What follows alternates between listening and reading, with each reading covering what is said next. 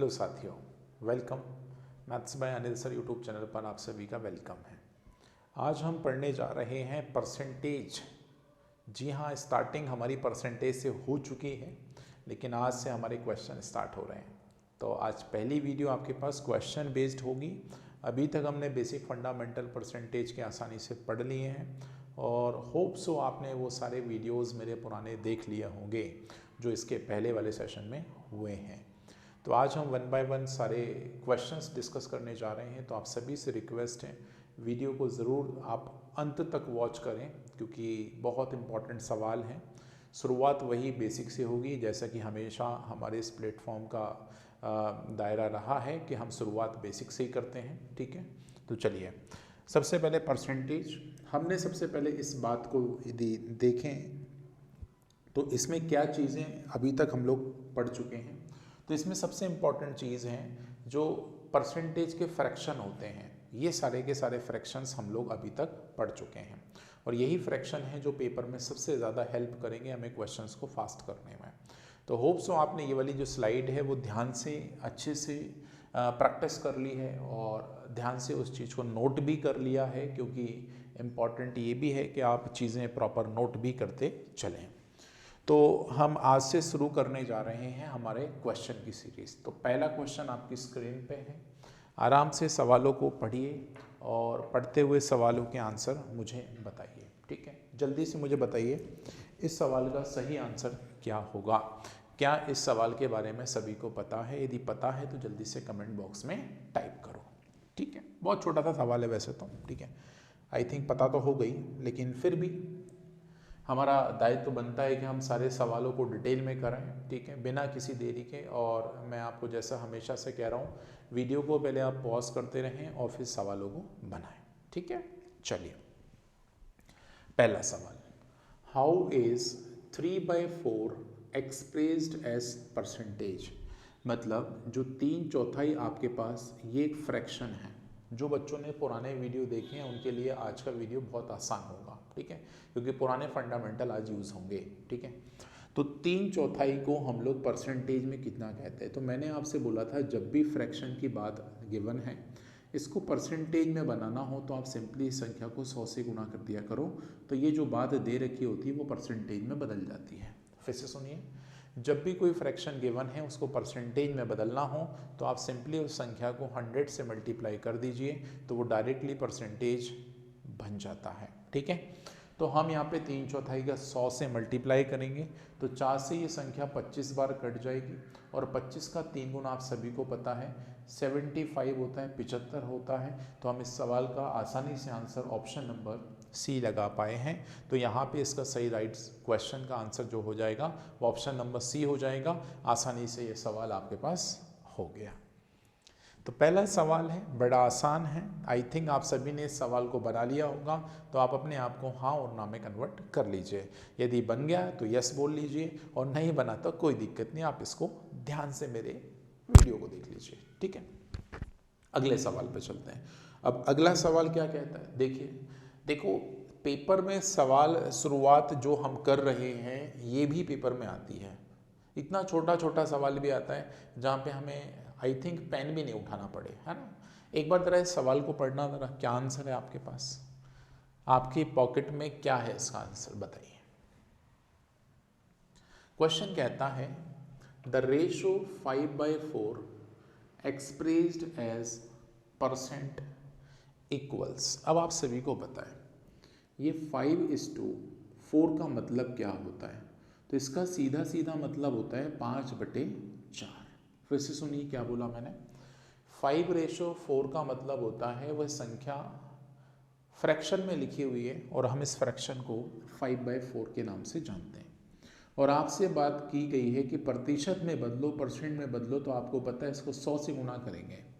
तो प्यारे बच्चे 5/4 को जब 100 से गुना करेंगे तो हम वैसे इस बात पे नहीं जाते कि भाई इसको पूरा सॉल्व करें, लेकिन हमें ये चीज़ दिख गई कि 5/4 फ्रैक्शन, इसमें 1/4 को 25% कहते हैं, तो उसका 5 गुना 125% हो जाएगा। तो हम इस सवाल का आंसर डायरेक्टली 125% लगा सकते हैं। ठीक है, या तो बेसिक से अपन लोग सॉल्व कर लें। तो ये 125% के बराबर हो गया। अच्छा, ये बात जो मैंने आपको है ये कुछ वीडियोस में सिखा रखी है। 1/4 होता है 25%, यदि उसका 5 गुना कर दें तो 125% होता है। मतलब ये तरीके यदि आपको आते हैं तो आई थिंक आप पेपर में बहुत सारा समय बचा पाते हैं, क्योंकि समय बलवान है। समय के हिसाब से चलना सीख गए तो भाई साहब सब कुछ हो जाएगा, राइट। मैं हमेशा कहता हूँ बदल जाओ वक्त के साथ, या फिर वक्त बदलना सीखो, मुश्किलों को मत कोसो, हर हाल में चलना सीखो। चलते रहिए, एक एक सवाल है, आसान बनाइए। अगला सवाल देखिए, आसान सवाल है इसलिए ज़्यादा समय हम ले नहीं रहे हैं। बताइए 3/5 कैन बी एक्सप्रेस्ड, सॉरी 3/5 नहीं है 3.5 है ये, right, expressed as in terms of percentage. बताओ यदि हम 3.5 को प्रतिशत में लिखें तो ये कितना लिखा हुआ है, जल्दी से बताओ। 3/5, 3.5 को प्रतिशत में प्रदर्शित करिए। यदि हम हिंदी में इस चीज़ को कहें तो ऐसा कुछ सेंटेंस बना सकते हैं, ठीक है। आइए देखिए 3.5, तो 3.5 को क्या लिख सकते हैं 3.5। अब प्यारे बच्चे हमें पता है कि दशमलव हटेगा, भाग में 10 लिखा जाएगा, यही लिखा जाता है भाई, ऐसे तो सबको पता है कि नहीं पता है। अब मेरे भाई यदि हम ये एक भिन्न मान लें तो इस परसेंटेज को बनाने के लिए 100 से गुणा भी मांगती है। तो बेटा ये जीरो इस जीरो से कट जाएगा, तो ये 35 × 10 कितना हो जाएगा, तो आप बोलेंगे सर 350% हो जाएगा।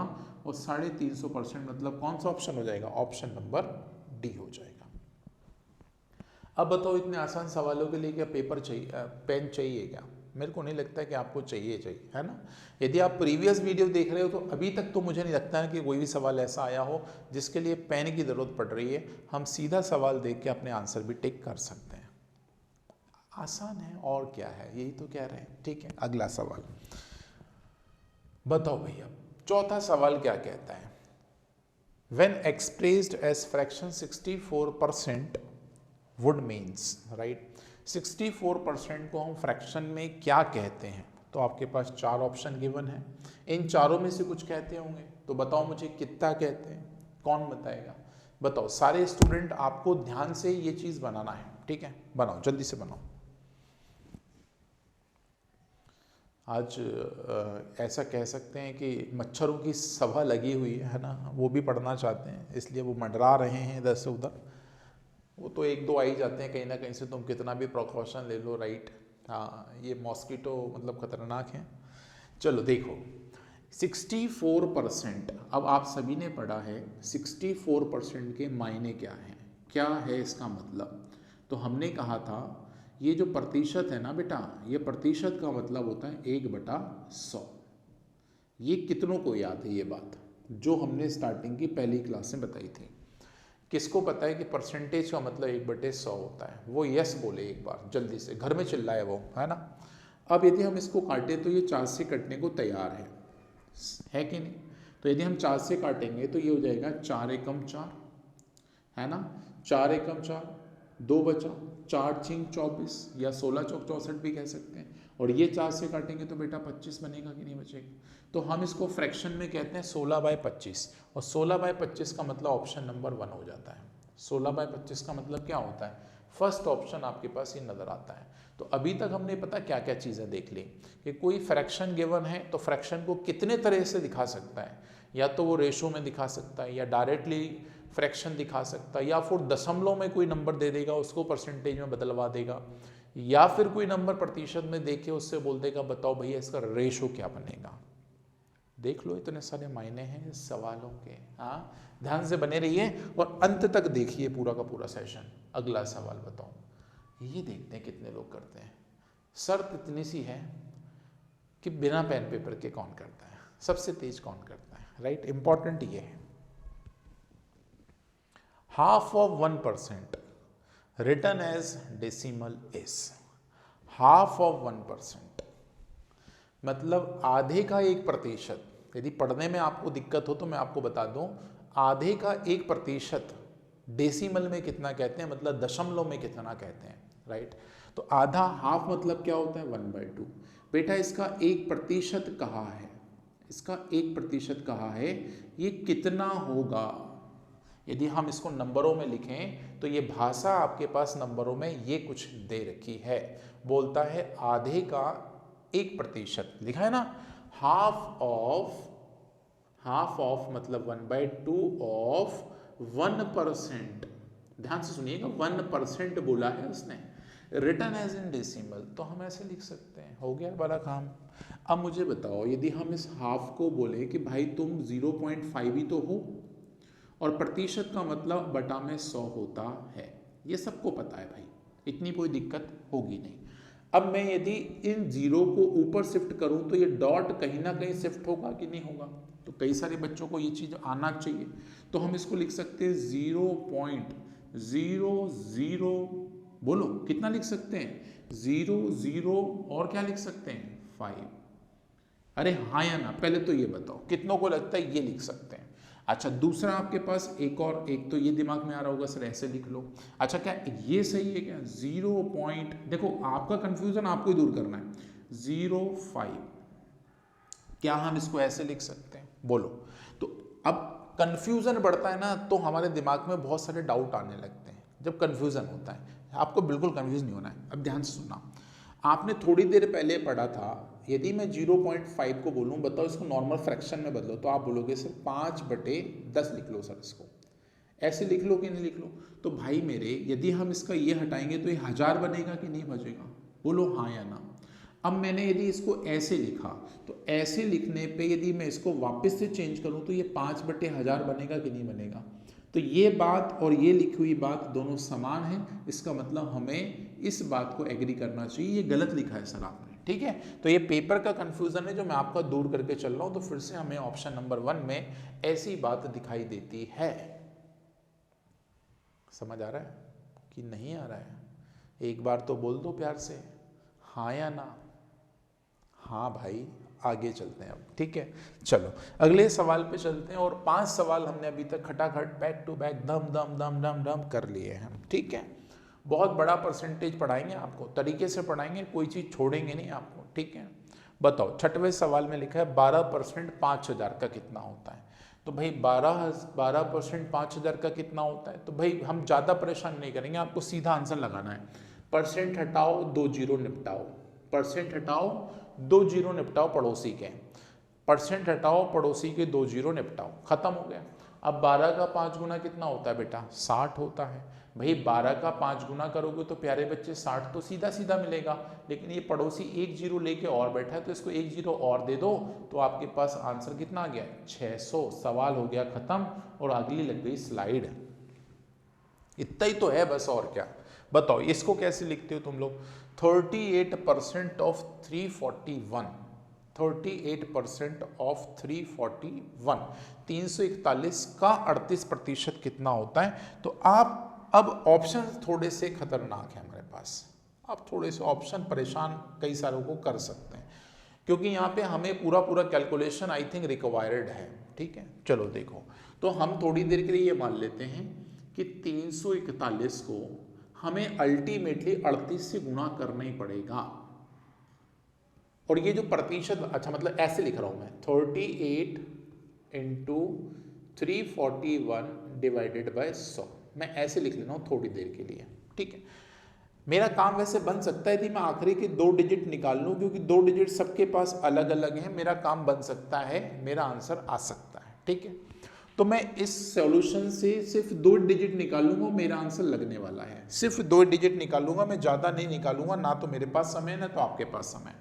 इसको इससे मल्टीप्लाई करो सर, 8 आएगा, तो इकाई अंक तो सब में ही 8 है, तो ये तो कामदायक हुआ नहीं। दूसरा स्टेप, इसमें ऐसे गुणा करते हैं, 8 का 4 गुना होता है 32, और इसको यहाँ गुणा कर लो, 3 एकम होते हैं 3, दोनों को जोड़ लो बेटा, ये हो जाएगा 335, मतलब 35, सॉरी, है ना, सीधा सीधा कह सकते हैं। क्या करा मैंने, इसको पहले स्टेप में किया, फिर क्रॉस मल्टीप्लाई किया, और जो भी आंसर आया उसको जोड़ दिया, तो यहाँ पे कितना आएगा 5।